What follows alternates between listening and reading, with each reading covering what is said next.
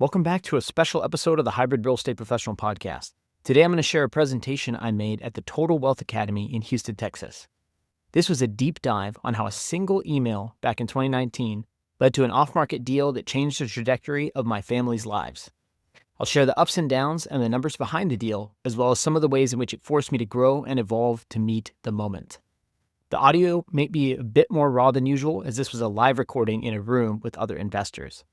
As always, if you like what you hear, I'd appreciate a quick rating and review so we can keep bringing stories and insights like this to more investors like you. All right, let's get into it.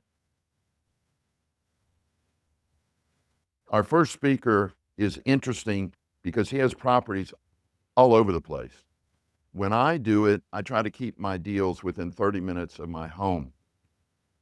But I'm in Katy. Within 30 minutes of my home, there's 1 million houses. So it can be done. Everybody's circumstance is different, and he's figured out how to do this long distance and still be successful. So please welcome Aaron Amin.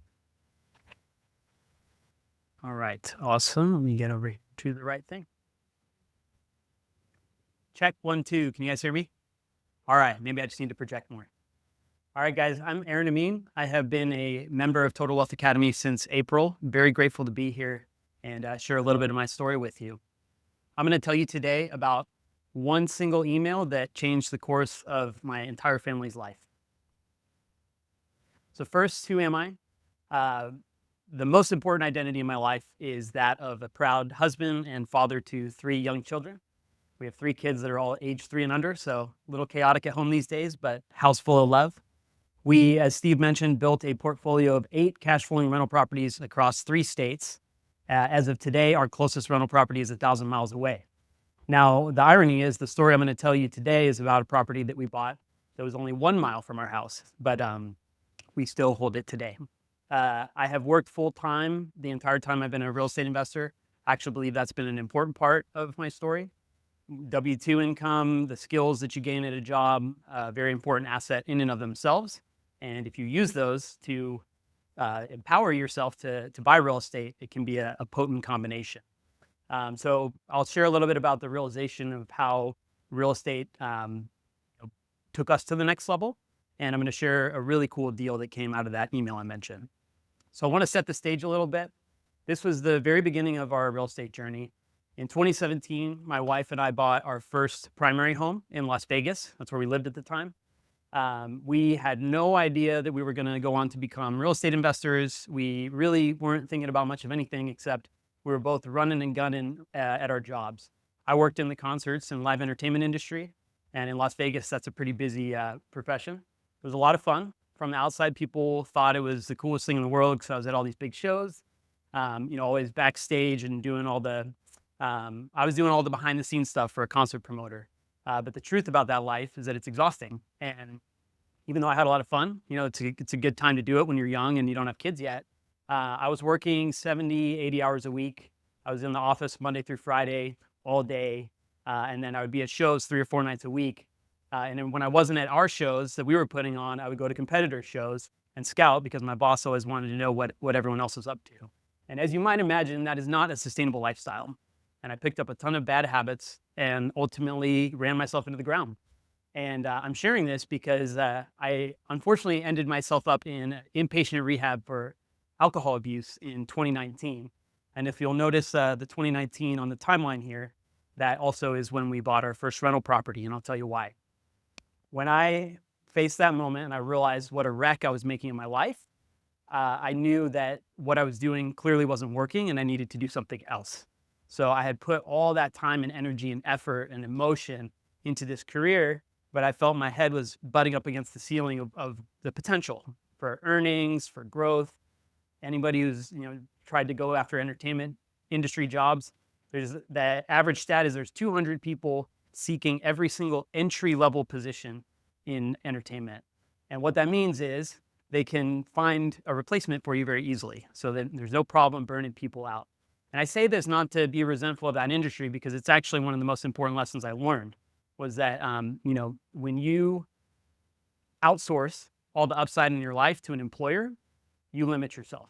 And I'm very grateful for that lesson. So I have this phrase that I always think of, called Own Your Upside.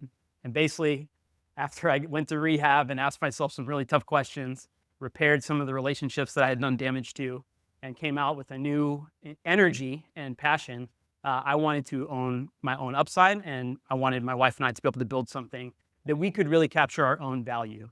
So I just want to set that framing because we bought our first rental 2 months after I came out of rehab. And it was probably the most risk averse type of rental property that you can imagine. We put 30% down. It had been newly constructed from the ground up. There was no value add potential. I didn't even know what value add meant. The only thing I knew about rentals was that if the rent was higher than the mortgage, someone said that's a good thing, right? I didn't know how to calculate expenses, CapEx, any of that stuff. If I knew then what I know today, I never would have bought that deal. But I'm really glad I did because I got this email about 4 months later. So that rental property, we had placed a tenant and we were just kind of learning the ropes as landlords. But this email was only 4 months after we bought that rental property. And what it basically said was it was our agent that sold us that house. He said, I've got 2 properties that are being sold as a package. They're off market. It's a very unique situation and it's not going to be right for every buyer. But I thought of you and Andrea because I know you're trying to plant seeds and build a foundation for your family. So we got the first stab at this deal. It was leased to a company providing assisted living for adults with developmental disabilities. And it's a very unique arrangement I'll share a little bit about. But no competition, but we had to make a decision within 24 hours. We did not have Bigger Pockets books or podcasts or a mentor or a coach or anything, which in hindsight, I wish we did.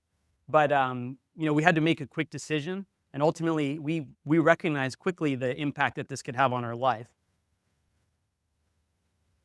So at a glance, this is the deal I really want to dig into here, is a package of 2 houses. They're both just normal, unsuspecting, 4-bed, 2-bath, single-family homes. If you saw them from the outside, this is what they look like. A family could live there. It could be a single person. It could be a group of individuals. You would never really expect that behind there's a business. And part of the complexity of that is that when you lease to somebody who's running a business, there's a whole set of additional rules that you got to be aware of. And of course, we were a new landlord, so we didn't know any of that. But what we did know is that a 5-year lease for a building that will never have any vacancy, that's already paying 30% above what the market rent would be for a standard tenant, sounded like a pretty good deal. Let's see. Now, our problem that we had was that we had just bought a rental property 4 months before that. 2 years before that, we bought a primary. We weren't making a ton of money. We were dual income, no kids, and we weren't horribly irresponsible with our money. But as we all know, down payments can be prohibitive, especially if you're buying 2 houses at once. So we had to get very creative and honest. We actually did submit the offer.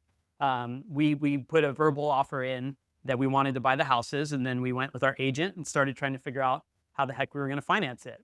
At the time, we had some money in the stock market, but that was not really meant to be, those were our investments. That was not meant to be dumped out and treated as liquid cash.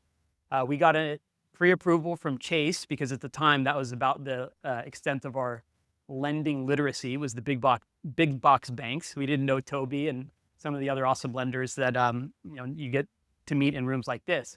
So we went to the big box, which has pretty inflexible terms. And I'm going to tell you why we don't use Chase anymore. You'll see in a minute.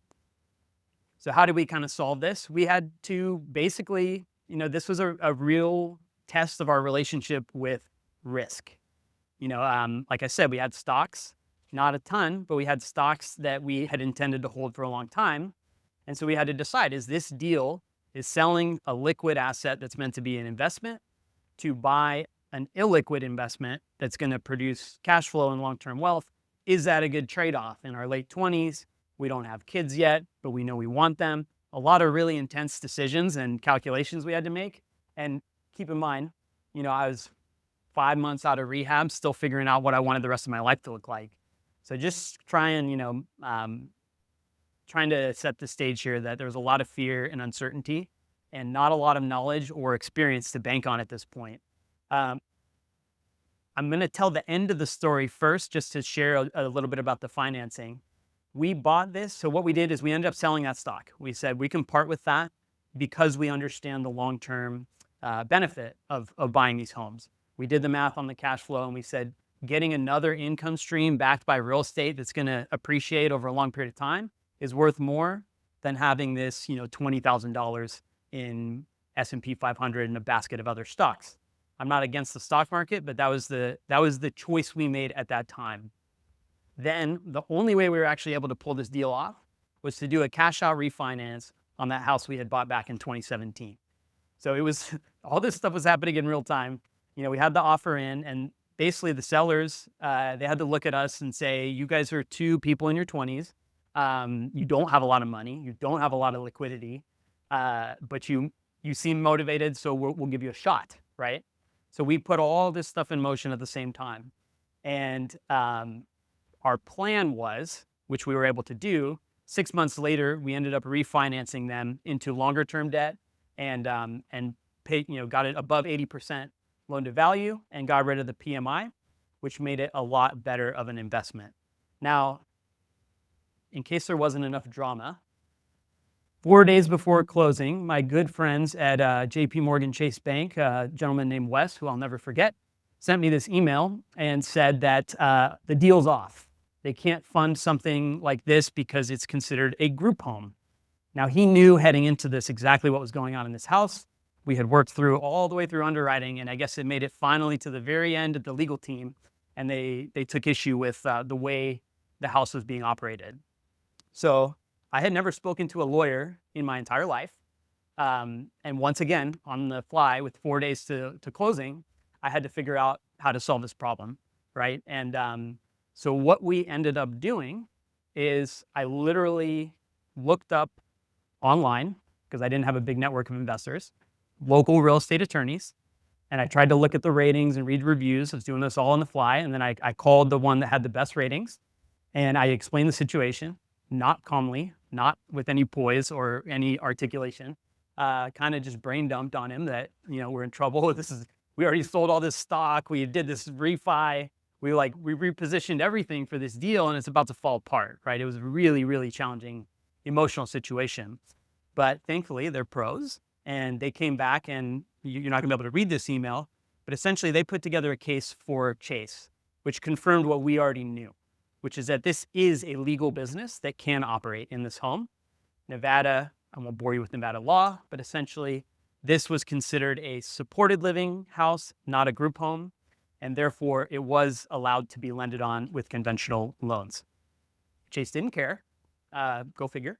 And so then all of a sudden, 3 days to go, this email went out. Chase said, "That's nice, but no thank you."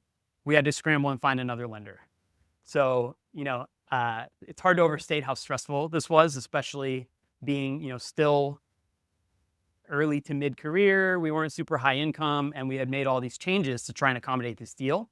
But thankfully, we were able to find a lender who came in. They had significantly worse terms. It was almost 2 full points higher, and we had to pay a bunch of extra loan costs, which I was really bummed about at the time. But in hindsight, I realized that the most important thing that we needed to do was simply close the deal. And after all that hoopla and emotional back and forth, we finally did it. We were able to go do what we had planned, which is go back 6 months later, do the refi. We found a lender. We brought this email with all this Nevada state law from a nice, reputable lawyer and said, "Hey, we got that conversation out of the way in advance so that we wouldn't face that again." And we were able to refinance it. And now, 6 years later, from day one at these houses, both of them had gross cash flow of over $1,000 a month, which for us in our early real estate career, that is incredible. I still think $1,000 a month is really good cash flow, especially in today's market. And there has never been a single day of vacancy. The company guarantees the rent no matter what. 6 years with no vacancy is a bit of a unicorn these days. There are rent escalators built in, so the rents increase 2% per year, and they will continue to. Anybody that remembers inflation in the last 5 years, 2% isn't really enough, but we'll take it. It's better than no gain. And in a total net gain, each of these properties has gained over $150,000. Well, 145,000 on one and 160 on the other in equity gain. And the total gain, including all the net cash flow, has been a little over $350,000 combined. So, all that stress and turmoil, this really was a turning point for us. It could easily have fallen apart at any point along the way. I could be telling a very different story right now. Actually, I'd probably be too embarrassed to tell it. But, it turned out the way we needed it to. Why this deal mattered to us was, again, I was coming out of a real big turnaround moment in my life where I had to kind of decide which life I wanted to live. Did I want to continue to drive myself into the ground and live like there's no tomorrow with no regard for the future and no potential to raise a family? Or did I want to be this guy that can navigate this type of deal, that can conquer fear, get past tough situations, and know that there's always a solution to every problem? And so it really taught me, it sharpened my mind. It gave us the strength that we needed to continue down this path. And frankly, we fell in love with the identity. We fell in love with being real estate investors. This all happened in a really short period of time, but just kind of proving things to yourself like that can really do a lot to propel you. A few key lessons that are, some are deal specific, some are beyond. Your primary residence is the low-hanging fruit as far as a tool that you can use to get into investing. Now, a lot of people have an opinion that a primary residence is not actually an asset. You can debate that all day. But what it has been for us, 3 out of the 8 rental properties that we own have been houses that we lived in, bought on favorable financing terms, and moved out. And in this story, that primary home was the difference between us doing that cash out refi, being able to buy these 2 homes, which completely changed the course of our life or not. So that primary house, don't ignore it. Don't underestimate off-market relationships. What I mean by this, every property we've bought has either been on the MLS or came from an agent that we bought from on the MLS. So we don't have a $10,000 a month off-market deal machine going where we're marketing on our own. We got these through relationships. And frankly, this one, of course, a bit of luck, but we appreciate that, the guy, our agent, recognized that you guys want this. This fits with your goals, and we want to be able to help you. And he's become a really good friend of ours ever since. The third is ask legal questions early. So this might not apply in every situation. I do think that if you're going to get into rental properties, you should learn the landlord-tenant laws in your market. And in our case, we had this very unique situation, supported living. We should not have waited until 3 days before closing to get the backup and the legal grounds that we needed to have that conversation with the lender. We could have avoided that heartache had we learned what we needed to a bit earlier. And the last thing I'll say is that what we didn't realize at the time, and we didn't realize until really last year, was that this whole model, I didn't really talk about this yet, but these people are offering residential assisted living inside of this home, right? At the time, we kind of thought of it as a rental property, but I always thought of assisted living as this, the big box, smelly facilities and, totally different environment. You don't think about the residential homes. But last year, my wife and I both decided to shift a lot of our strategy towards residential assisted living. That's a story for another day. But this single situation that happened in 2019 changed the arc of our investing journey. It opened our eyes to a whole new strategy. And that's a big part of what we're doing today. So it all started with just one email, and we're grateful that happened. You can't always control those things, but you gotta answer the call when the phone rings. So that is all I got, and I'm happy to take any questions, and I appreciate the opportunity.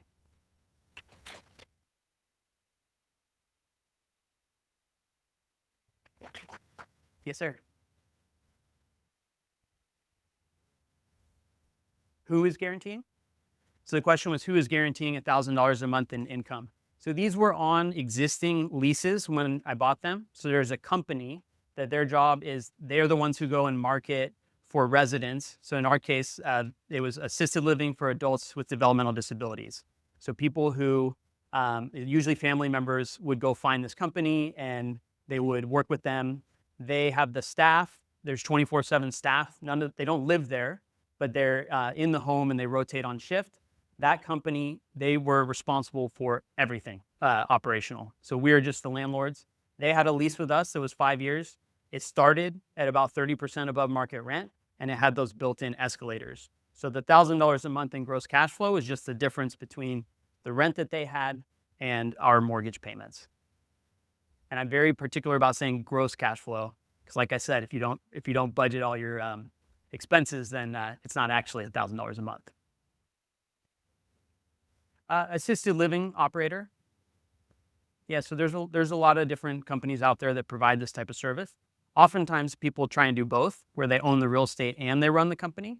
But there is a whole niche of real estate investing where you can own the house and lease to an operator like that.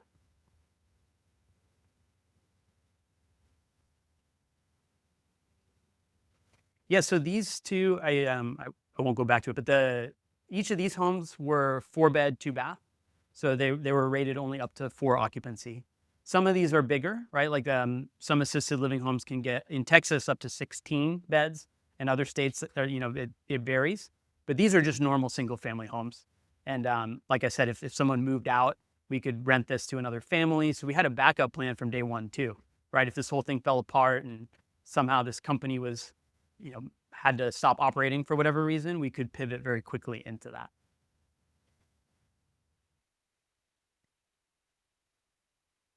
None of the staff or any of the operations company lived on site, and actually there's no medical care provided in the homes. These are essentially like they're caretakers. They're usually licensed to dispense medicine, but they're not actually like doctors or nurses. And that's actually a big liability thing too, right? For these companies, they're providing a medical service. It opens up a can of worms with liability.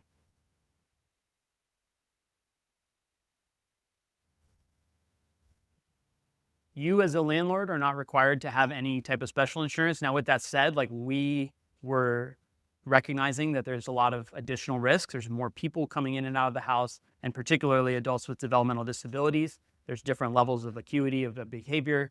And so we recognize that that's, a risk. So we added every last bit of coverage we could, including, plenty of liability on our umbrella, but nothing specific is required. Unless you are the operator, then you have additional insurance.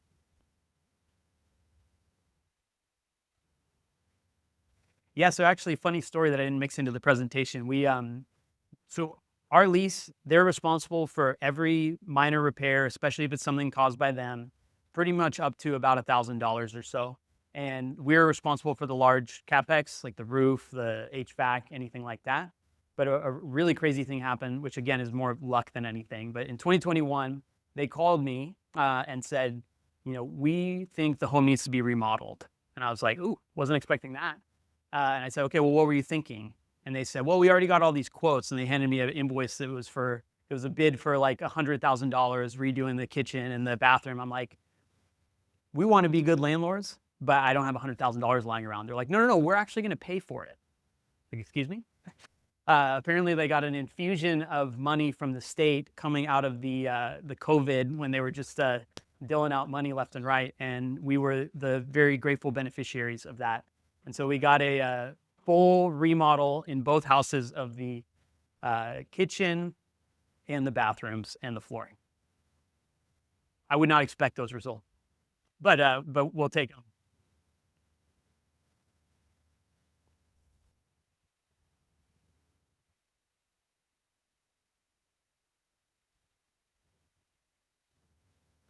Yeah, so we own properties in 3 different states: Nevada, Washington, and Iowa. We lived in 2 of those states, right? So the houses that we bought here in the story were within striking distance, like Steve said, within 30 minutes of our house. We moved for personal circumstances twice, and each time we moved, we bought more houses. And every time we moved again, we had to decide: do we blow it all up and try and redo it again in another market, or do we just learn and adapt and figure out how to manage? And again, that's probably a separate story that I don't have time for right now, but we did self-manage the properties for 5 years. But I mentioned at the top, we got 3 young kids, and I think our tolerance, I'll tell you the exact moment we decided to stop doing that is when we got called in the hospital when the twins were being born, and someone complained about some dumb, perfectly avoidable maintenance issue. And I said, okay, we're ready for someone else to come do this. I thought I saw another question over here.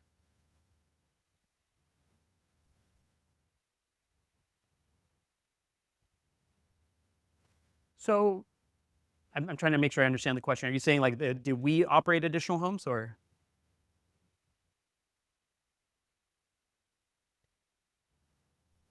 Yeah, so I would gladly repeat, replicate that in just about any home I own, as long as it's safe and legal and responsible to do so. I think it's an incredible arrangement. Not only is it providing a necessary service to the community at large, but it's probably the best landlord arrangement you can possibly get too. Zero vacancy, above market rent, pretty much more or less guaranteed income. Nothing's guaranteed in life, but pretty close to it. So yeah, I would absolutely try and replicate that. But of course, these operators, they don't grow on trees either. So it's about building those relationships. I say that it's take years. Well, 5 years went by before we thought about ever doing it again. Because at the time, I just chalked it up to a fluke. We were the right place, right time. We got this email. They were already in place. We didn't know any other operators. So we just kind of took it and said, hey, this was a blessing. Let's let it be. But then later I started, hanging out more in rooms like this and joining different groups. And I finally met some other people that were into residential assisted living. That's when I realized, okay, we can maybe do this again. So it is out there. It's just, it's about mingling and mixing with the type of crowd that runs these businesses. And it's more of a business than it is real estate, right? The operations of those type of companies. Thank you. Thank you.